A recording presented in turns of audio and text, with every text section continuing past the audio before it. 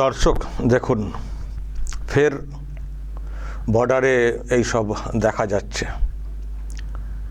সীমান্তে সব জড়ো হয়েছেন, পালাবেন, বাংলাদেশে ফেরত যাবেন। মাঝখানে একবার দেখেছিলেন না, যখন এসআইআর চলছিল, যখন সেখানে বলা হলো যে যারা এদেশের না তাদের নাম থাকবে না, এবং সেটাতে যারা বিজেপির বিশেষ করে তারা সব বলছিলেন কেটে পড়ুন, নাহলে মুশকিল আছে, আমরা এসে তো একেবারে সব তাড়া করব, আর এদেশের না হলে নাম উঠবে না। এখানকার যিনি টিএমসি সুপ্রিমো, তিনি অনেক আশা ভরসা আশ্বাস দিয়েছিলেন, কিন্তু তাতে অনেকেই সেই ভরসা করতে পারেননি, চলে গেছেন। আর আবার দেখছি যে একটা অংশের এরকম জড়ো হওয়া, তারাও সব পালানোর চেষ্টা করছেন। তার মানে কি? তার মানে ওই দিদি আশা ভরসা দিয়েছিলেন সেই সময়, তখন এই অংশের লোকেরা থেকে গেছিলেন, হয়তো ভেবেছিলেন যে দিদির সরকার ফিরে আসবে, আর দিদি আসা মানে তো আমাদের আর কোনো সমস্যা নেই, তো চান্স নিয়ে দেখি, একটু থেকে যায়। দিদি যখন বলছেন, তো থেকে গেছিলেন, কিন্তু তো দিদির সরকার তো আর ফিরে আসেনি, দিদির সরকার তো থেকে যায়নি। তো ব্যাস, এবার জানেন আপনারা, শুভেন্দু অধিকারী একটা নির্দেশ দিয়েছেন, অনুপ্রবেশকারী সন্দেহে ধৃতদের রাখার জন্য হোল্ডিং সেন্টার বানাতে হবে। মানে ওই ডিটেনশন সেন্টারের মতো হোল্ডিং সেন্টার মানে রাখা হবে সেখানে। জেলায় জেলায় নির্দেশিকা জারি করে দিল নবান্ন। তো যেই এখন এটা ঘোষণা হয়ে গেছে নতুন মুখ্যমন্ত্রীর তরফ থেকে, তো ব্যাস। আর নতুন মুখ্যমন্ত্রী যে কথাটা বলেছেন দেখুন নিচেতে লেখা, মুখ্যমন্ত্রী শুভেন্দু অধিকারী সম্প্রতি নবান্ন থেকে জানান, অবৈধ অভিবাসীদের ক্ষেত্রে 3টে বিষয়: ডিটেক্ট, ডিলিট এবং ডিপোর্ট। ডিটেক্ট করা হবে, চিহ্নিত করা হবে কারা, তারপর তাদের সব নাম মানে একেবারে ডিলিট, মুছে দেওয়া, তারপরে ডিপোর্ট করে দেওয়া হবে, মানে অন্য দেশে, ওই দেশে পাঠিয়ে দেওয়া হবে যেখানকার। তো এই নীতি নিয়েছে তার সরকার, এটা উনি বলেছিলেন। তো সেই খবর তো সামনে এসছে যে এরকম নির্দেশিকা এসছে, যেখানে যেখানে সন্দেহ হবে ধরো এবং একটা জায়গাতে রাখতে হবে। তো তার জন্য হোল্ডিং সেন্টার হোল্ড করে, কিন্তু এই না, এটা অ্যাকচুয়ালি ডিটেনশন সেন্টার, মানে ওই টাইপের না যে থাকবেন দিনের পর দিন, বছরের পর বছর, সরকার তার কোষাগারের টাকা খরচা করে খরচ করা হবে, ওইটাও না।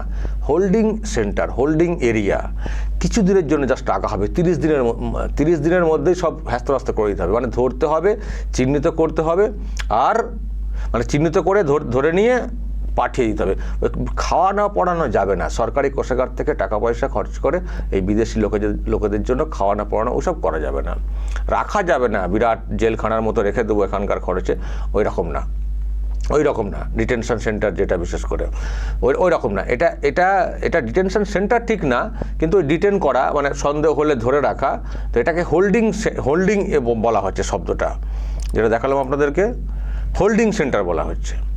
হোল্ডিং সেন্টারে রেখে যেটা করা হবে, মানে একেবারে চিহ্নিত, আইডেন্টিফাই পুরোপুরি হয়ে যাওয়ার পরে জাস্ট সীমান্তে পৌঁছে দিয়ে ওপারে ঢুকিয়ে দেওয়া, ডিপোর্ট করে দেওয়া, যেখানে যা যোগাযোগ করার ওদের তরফ থেকে, ওদের যে বাহিনী আছে তার সঙ্গে যোগাযোগ করে যান নিয়ে যান। এখানে খরচ মানে আমি শুনছিলাম শুভেন্দু অধিকারী যেটা বলার চেষ্টা করেছেন যে ওই কেস চলবে, জেলবন্দি করে রাখবে দিনের পর দিন, ওই সব না, অত ঝামেলা করার দরকার নেই। ধরো, আইডেন্টিফাই করে ফেলো, একজন মানুষ কোথাকার না কার একটা আইডেন্টিফাই তো করা যায়, সমস্ত চেক করলে ধরা তো যাবে একজনকে। ধরো, নিশ্চিত করো, চিহ্নিত করে বা পাঠিয়ে দাও। ওসব রাখা টাকা যাবে না বেশি দিন জন্য, বেশি অত খাওয়ানো দাওয়ানো করা যাবে না। যে রেখে দেবো, তুই অন্যায় করে ঢুকে জেলে থাকো, জেলে রেখে তার খরচ কে দেবে? কেন খরচ আমাদের দেশের সরকার সামলাবে? কেন দরকার নেই। দরকার নেই।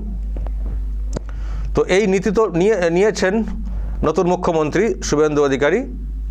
তো সেই খবর সামনে চলে এসছে, মিডিয়াতে এসছে, এবং পরিষ্কার উনি বলছেনও, সর্বত্রই বলে বেড়াচ্ছেন যে কাউকে আমরা রাখবো না, এখানে অবৈধ অনুপ্রবেশকারী যারা তাদের কাউকে রাখবো না।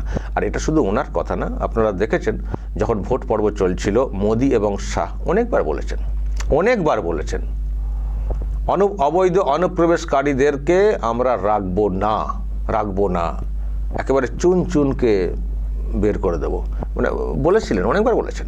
তো শুভেন্দু অধিকারী মুখ্যমন্ত্রী হয়েছেন, তার দায়টা অনেকটা বেশি। আগের সরকার তো কিছু করতো না, বারবার বলা হয়েছে, অনেক ক্ষেত্রে সন্দেহ প্রকাশ করে, তাতেও কোনো কার্যকর করেনি আগের সরকার। অন্যান্য রাজ্যে, বিজেপি শাসিত রাজ্যেও কাজ হয়েছে কেন্দ্রের নির্দেশ মেনে, গোটা দেশ জুড়েই অভিযান চলেছে। আসলে এদিক দিয়ে এন্ট্রি নিয়ে গোটা দেশে তো ছড়িয়ে গেছে, এখানে আইডেন্টিটি কার্ড তৈরি করে নিয়ে গোটা দেশে ছড়িয়ে গেছে। তো এটা মানে দেশের কাছে একটা বিরাট মানে থ্রেট হয়ে গেছিলো না। সেই জন্যই তো পশ্চিমবঙ্গে পরিবর্তনটা খুব জরুরি বলে বিশেষ করে শাহ অনেকবার বলেছিলেন, এবং আমি সেটা আজও বলতে চাইছি যে কথাটা উনি বলেছিলেন যে পশ্চিমবঙ্গে পরিবর্তনটা শুধুমাত্র পশ্চিমবঙ্গের জন্য না, গোটা দেশের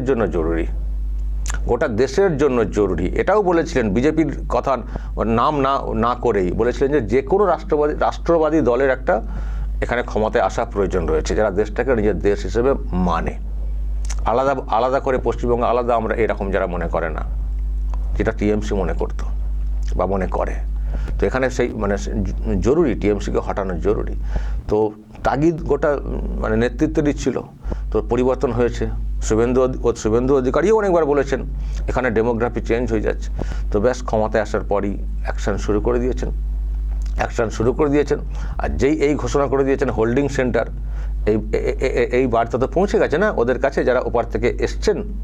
তো ব্যাস এখন লাইন দিয়ে পালানোর চেষ্টা করছেন যে না, হোল্ডিং এরিয়াতে আগে বলা হচ্ছে, আবার কি হবে না হবে ওখানে সবাই ভবিষ্যৎ নিয়ে ভাবছেন না, তো ওই জন্য আগে থেকে কেটে পড়ছেন। এটা হচ্ছে উত্তর 24 পরগনার হাকিমপুর সীমান্তবর্তী যে এলাকা, সেখানে সব ছেলেপিলে ব্যাগপত্র নিয়ে সব হাজির। দেখুন, কেউ বলবেন মানুষগুলো এরকম পড়ে আছেন, মায়া লাগছে। মায়া যে কোনো মানুষের মায়া লাগতেই পারে, মানুষ তো মায়া লাগতেই পারে, কিন্তু প্রশ্নটা অন্য জায়গায়। মায়া একটা যেমন একদিকে ভাবছেন, তেমনি আমাদের নিজস্ব যে দেশ, সেই দেশের নিরাপত্তা একটা বড় ব্যাপার। আর আপনি কেন আসবেন অবৈধভাবে? যদি আপনি দেশে আসতে চান, সিস্টেম মেনে আসবেন, নিয়ম মেনে আসবেন, থাকারও অনেক প্রবিধান আছে, তার নিয়ম মেনে অ্যাপিল করবেন। মগের মুলুক তো না যে আসবেন ঢুকে পড়বেন, এটা তো হতে পারে না। আর সব তো আমরা খবর নিয়ে দেখেছি এই চোরাচালান কারবারের সঙ্গে সব যুক্ত, অধিকাংশই বললে চলে। তো এসে একটা দেশকে যা ইচ্ছা তাই করবেন।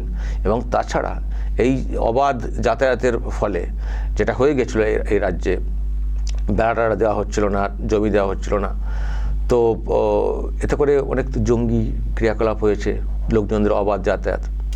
তো এরকম তো চলতে পারে না।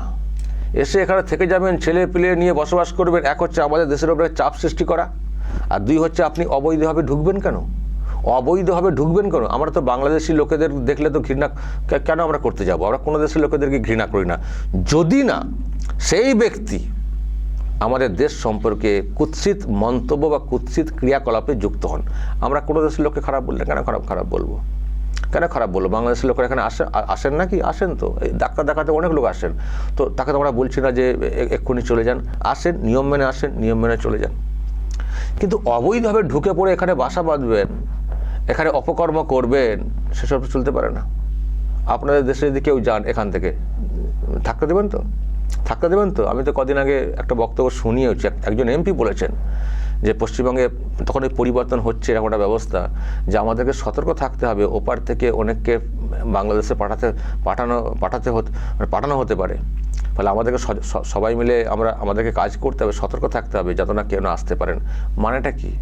এটাই ওনারা মিন করতে চেয়েছিলেন যে পশ্চিমবঙ্গে বিজেপির সরকার হলে তাহলে মুসলমানরা হয়তো আর পশ্চিমবঙ্গে থাকতে পারবেন না, বা তাদেরকে থাকতে দেওয়া হবে না, তাদেরকে ওপার থেকে ফেরত পাঠানো হতে পারে।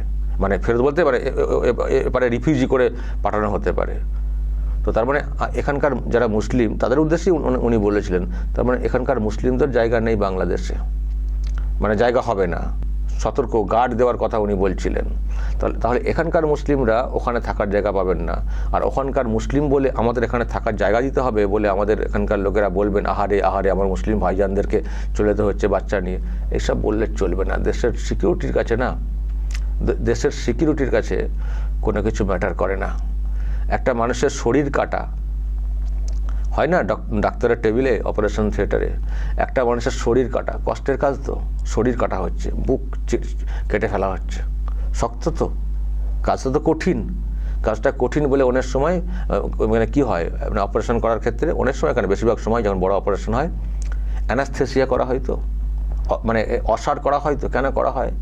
যাতে উনি ওই পেনটা না বুঝতে পারেন, কিন্তু জরুরি বুকটা কাটতে হবে। পরে যখন তার সেই জ্ঞান ফেরে, বুকের যন্ত্রণাও হয়, সেটাকে সারতে সময় লাগে, কিন্তু তিনি সহ্য করেন। কেন? তার বড় যে ক্ষতিটা যেটা হচ্ছিল সেখান থেকে নিজেকে বাঁচানোর জন্যে। এটাও সেটাই ভাববেন। এটা হচ্ছে অপারেশন, এটা অপারেশন। মানুষ হিসেবে আপনার খারাপ লাগতে পারে, কিন্তু এটা বড় ক্ষতি থেকে একটা দেশকে রক্ষা করতে গেলে এই ধরনের অপারেশন করা প্রয়োজন আছে। সেই জন্য আমাদের কারো যদি কোথাও লেগেও থাকে, কিছু করার নেই, লক্ষ্য আমাদের ঠিক স্থির করতে হবে যে আমাদের দেশের নিরাপত্তা হচ্ছে সব থেকে বড় জিনিস। কিছু মানুষকে এখান থেকে সেখান থেকে পাঠিয়ে দিলে মানবিক অ্যাঙ্গেল, এইসব মানবিক অ্যাঙ্গেল চলে না। কারণ একটা দেশে 140 কোটি প্লাস মানুষ আছেন। এই সামান্য মানুষের জন্য, অংশের মানুষের জন্য একটা দেশের 140-50 কোটি মানুষ বিপদে থাকবেন, সেটা হতে পারে না। ফলে অপারেশন করার প্রয়োজন আছে, কখনো ডিরেক্ট অপারেশন, কখনো বা অসাড় করে অপারেশন। এখন অপারেশন চলছে, অবৈধ অনুপ্রবেশকারীদের বিরুদ্ধে অপারেশন চলছে, তাদেরকে সরানো, হটানো। ফলে ছবিতে যাই ভিজুয়াল উঠে আসুক, মায়া দেওয়ার কোনো জায়গা নেই, দেশের নিরাপত্তা সবার আগে। দর্শক বলবেন, আর যারা রোহিঙ্গা বলতেন না, কদিন ধরে খুব দেখতাম কিছু ইউটিউবার, দাদা রোহিঙ্গা কই, রোহিঙ্গা দেখান, রোহিঙ্গা দেখেছেন? কোথায় তারা সেই সব ইউটিউবার? মানুষকে ব্যতিব্যস্ত করে তুলতেন কোথায়? শত মুখ লুকিয়ে ফেলেছেন। এখন দেখছি তারাও আবার সরকারের প্রশংসা করছেন, শুভেন্দু অধিকারী প্রশংসা করছেন। সব গুড়িয়ে গেছেন তো, সব দম শেষ হয়ে গেছে তো। আরামবাগ টিভি একভাবে চলে।